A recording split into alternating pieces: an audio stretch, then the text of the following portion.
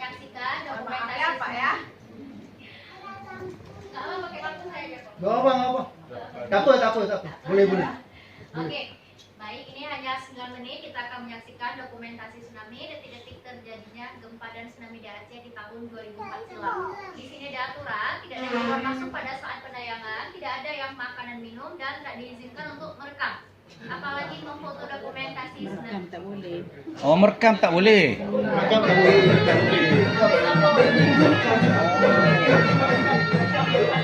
Inilah bumi Aceh yang pada tahun 2017 berpenduduk 5 juta orang.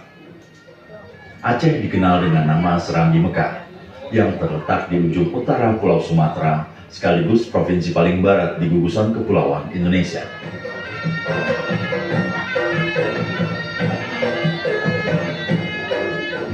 Desember 2004, waktu hampir menunjukkan pukul 8 pagi di Aceh ketika gempa mengguncang tanah Rencong.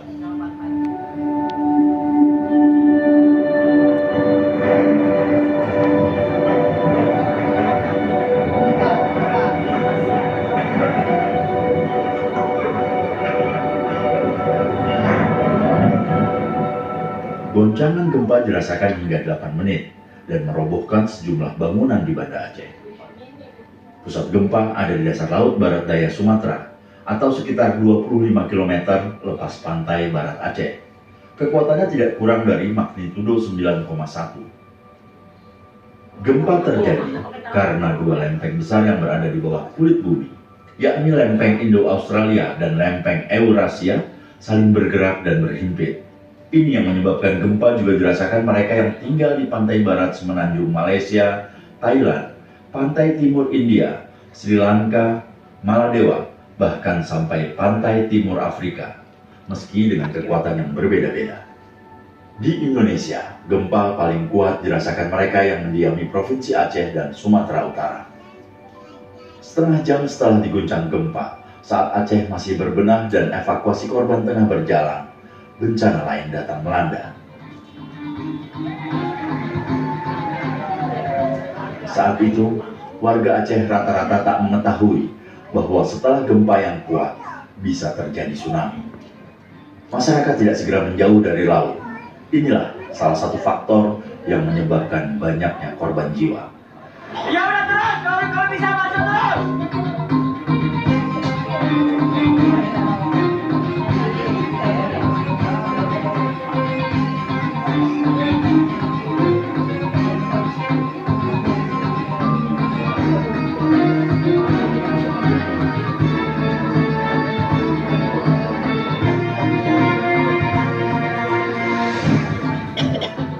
Saya berinisiatif untuk menaik pohon asam ini dengan bertumpu kepada kanan kiri, di mana sebelah kanan saya karena memegang kamera.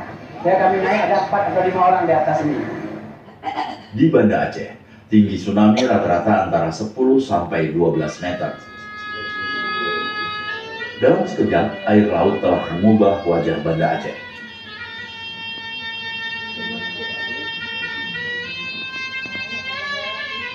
Ada berapa nanti kira-kira yang belum diangkat lagi? Masih banyak Pak, cuma pangkalan sini sampai ke Lampung sampai ke Salam. Ada 100-200? Ada, mungkin ada. Tsunami Aceh 2004 dicatat oleh sejumlah lembaga internasional sebagai tsunami yang paling mematikan dalam sejarah.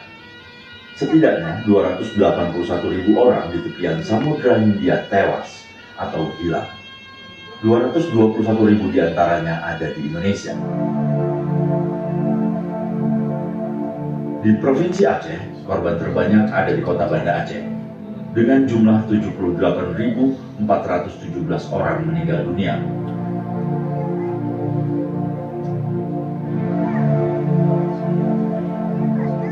Dibandingkan dengan jumlah penduduk saat itu, kota Banda Aceh kehilangan hampir sepertiga penghuninya karena tsunami. Selain korban jiwa, di Aceh dan Nias, kerusakan juga terjadi pada rumah penduduk, infrastruktur seperti jalan, jembatan, pelabuhan, dan sekolah, serta hilangnya tempat usaha dan pekerjaan. Badan Rehabilitasi dan Rekonstruksi Aceh Nias juga mencatat para petani kehilangan sawah, nelayan kehilangan perahu dan tambak mereka. Jumlah kerugian ditaksir mencapai 11 triliun rupiah lebih. Jumlah korban yang tinggi, kerusakan infrastruktur, kelangkaan makanan dan air mengundang bantuan kemanusiaan internasional.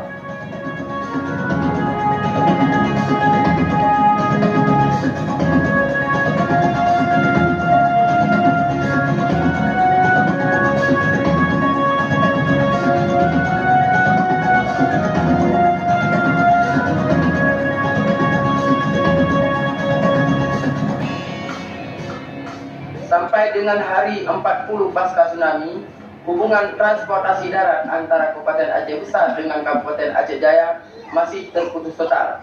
Akibatnya, pengiriman sembako kepada pengungsi dan warga terpaksa dilakukan lewat laut dan lewat udara. Dari kaki Gunung Gurute, Munir Nur, dan Delpis melaporkan.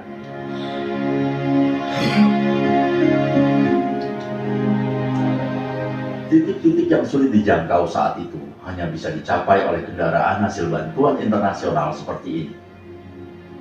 Selain bantuan, fokus utama Badan Kemanusiaan dan pemerintah setelah tsunami adalah menyediakan fasilitas sanitasi dan air bersih bagi pengungsi. Sebagai pelengkap fasilitas fisik, sejumlah trauma healing center bagi korban dan keluarga korban, terutama anak-anak, juga dibangun.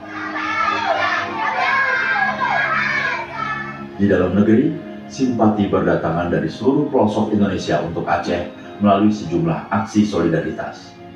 Tercatat ada 54 negara dan 400 lembaga swadaya masyarakat dari berbagai belahan dunia mengelurkan bantuan untuk Aceh.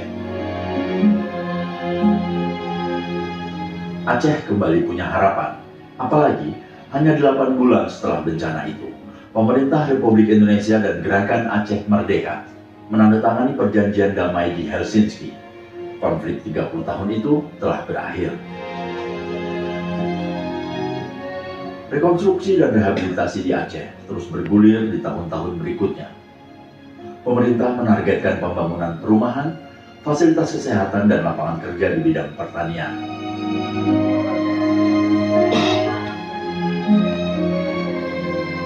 Dalam tempo 4 tahun, BRR mencatat capaian rekonstruksi dan rehabilitasi yang mengantarkan Aceh ke kondisi yang bahkan lebih baik dibanding sebelumnya.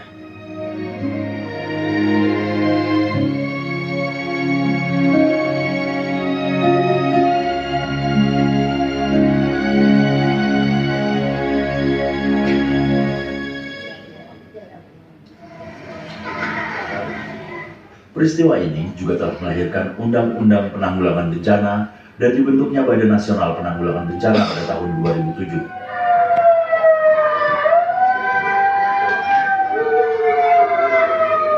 Lebih dari 1 dasawarsa setelah tsunami, para pelajar ini sedang mengikuti simulasi evakuasi bila gempa terjadi lagi atau bila tsunami mengancam.